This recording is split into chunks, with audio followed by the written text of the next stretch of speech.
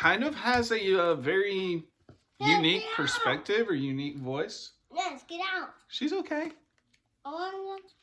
She's all right. I want to get out here. Oh, okay.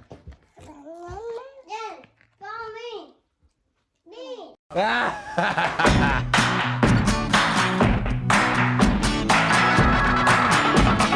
Digital gramophone makes no sense.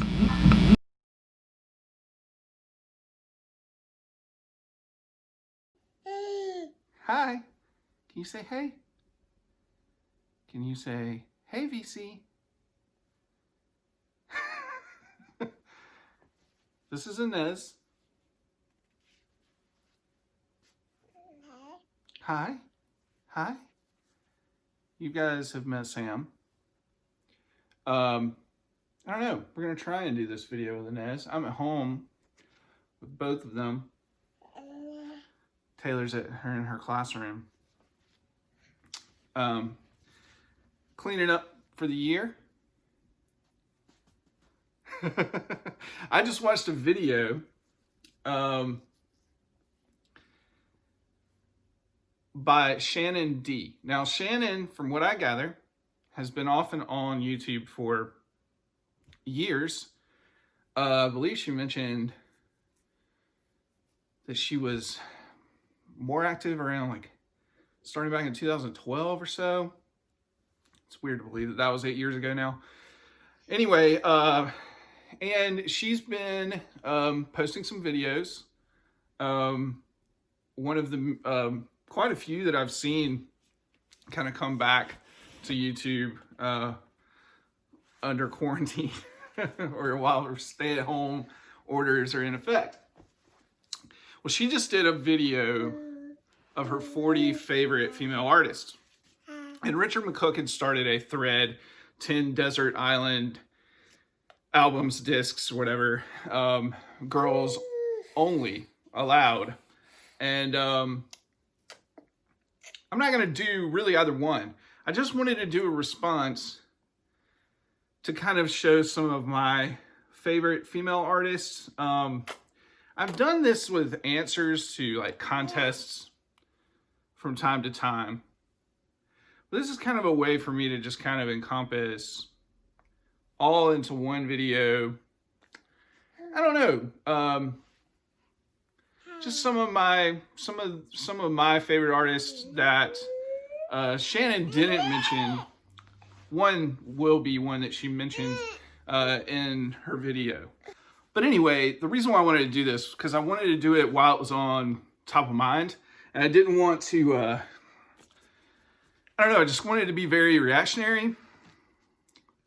But like I said, one of the artists that I have here, Shannon did mention in her list, and it was Emmylou Harris. And I'm going to kind of cheat and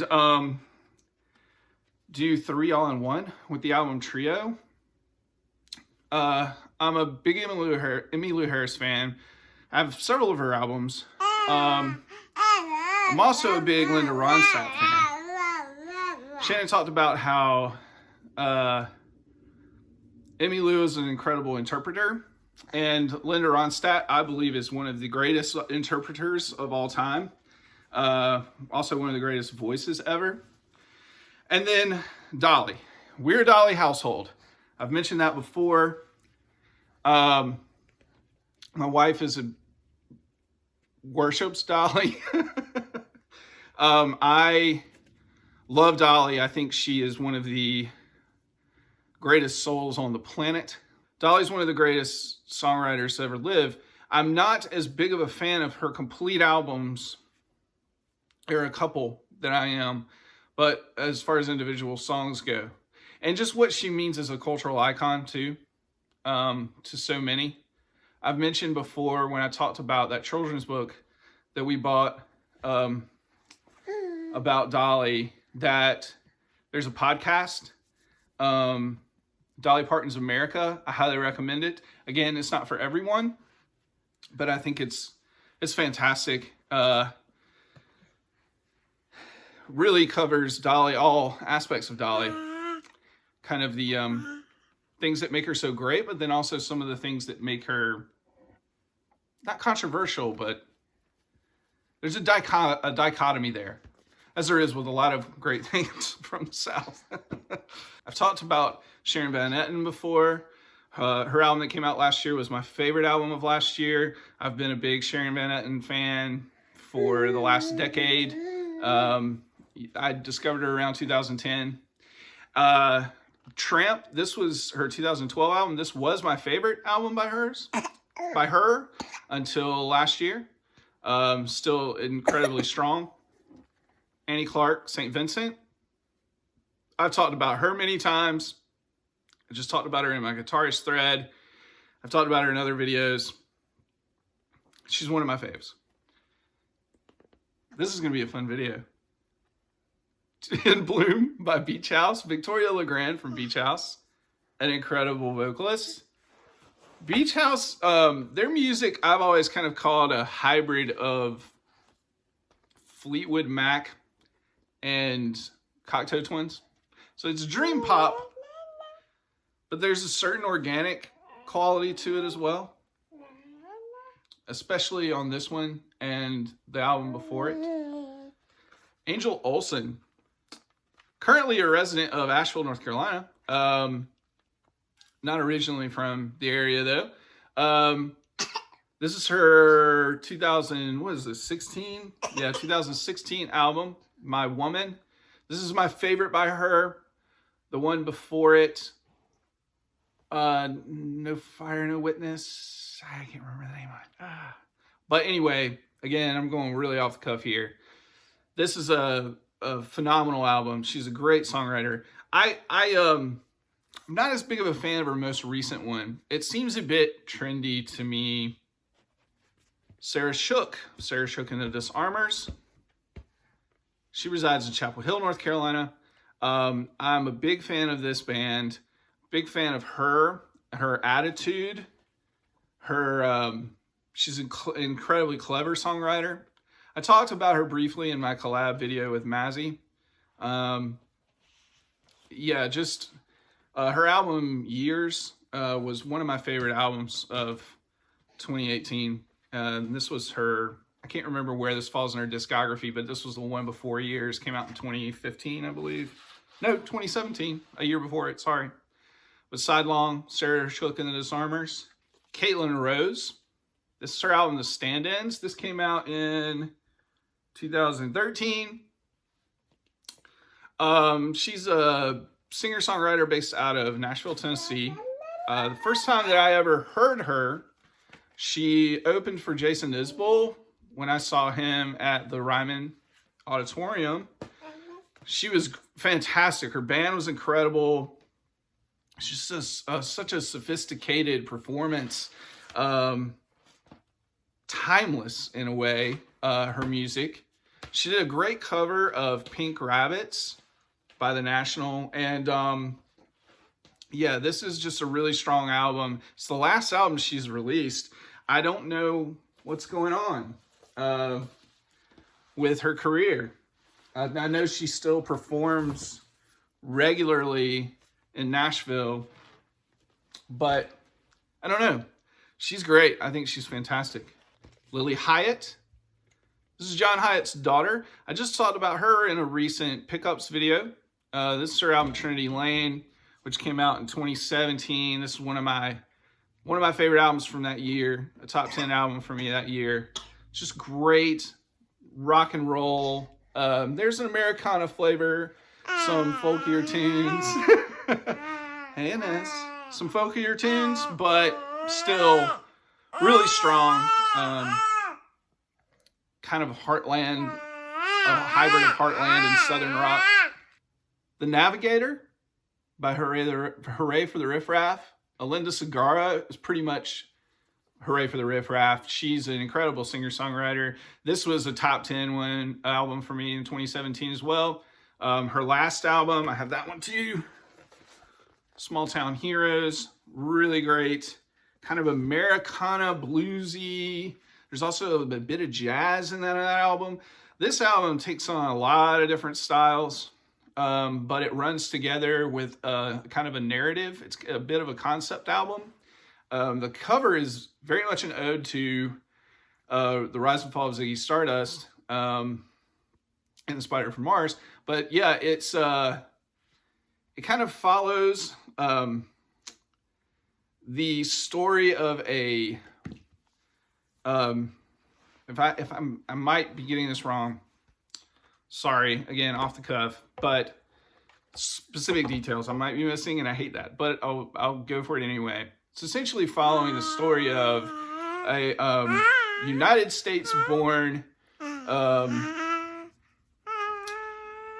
woman of Puerto Rican descent who then, as she grows, becomes very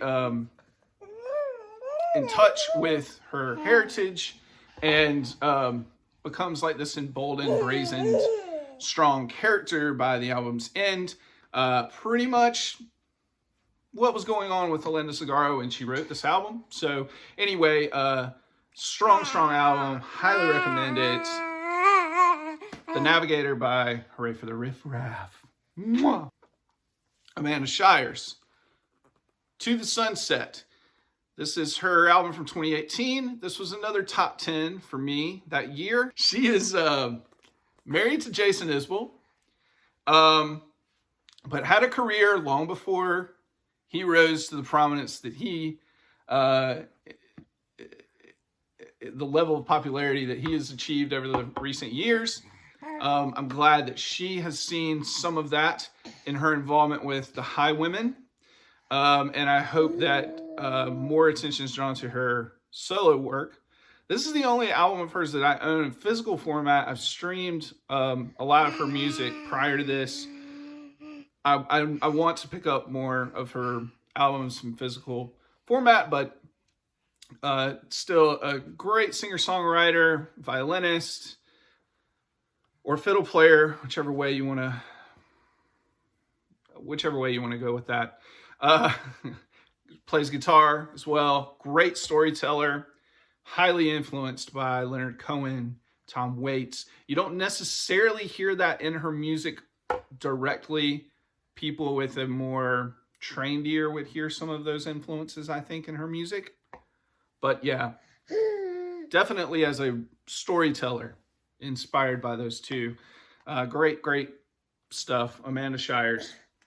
So one of my favorite female artists of all time is Fiona Apple. And Shannon talked about her. One of my other favorite artists. Well, she also talked about Aretha Franklin was also on her list. Aretha's huge to me. But also one of my favorite all-time artists, female artists that she didn't have on her list is Gillian Welch. And this is her 2011 album, The Harrow and the Harvest. This is a reissue on Coney Records. They're reissuing her whole discography, or I hope her whole discography. Oh, and here's Sam. Well, yeah, we're all here. But anyway, Gillian Welch is one of my favorites. Her debut album is one of my favorite albums of all time. And she's still just putting out great music. I'm looking forward to a new album from her. Another artist that I've been into for many years was Iris DeMent. This is her album from 1994, My Life. Just a great album. I kind of got into her a few years after this album came out. At the same time, I was getting into John Prine. She performed on his duets album, In Spite of Ourselves. She's just got an incredibly unique voice and is a terrific singer-songwriter. And this is one of my favorite albums by a female artist, period. A mess of a video again, and I'm sorry, but I just really, I don't know, I kind of wanted to do something. I just kind of wanted to respond while it was on my mind. I knew if I sat with it that I wouldn't respond and I wouldn't put this up. Just a mess of a video.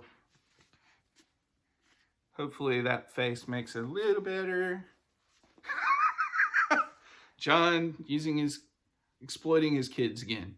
Hope everybody's doing well. Shannon, I hope you stick around after all this mess is over, if it is ever over. I've enjoyed your videos. They get my mind going a little too much sometimes. But it's a wonderful conversation. And yeah. Anyway. Thanks a lot. Bye, Nez. Say bye. Bye. Bye. Yeah. All right. Have a good one, guys.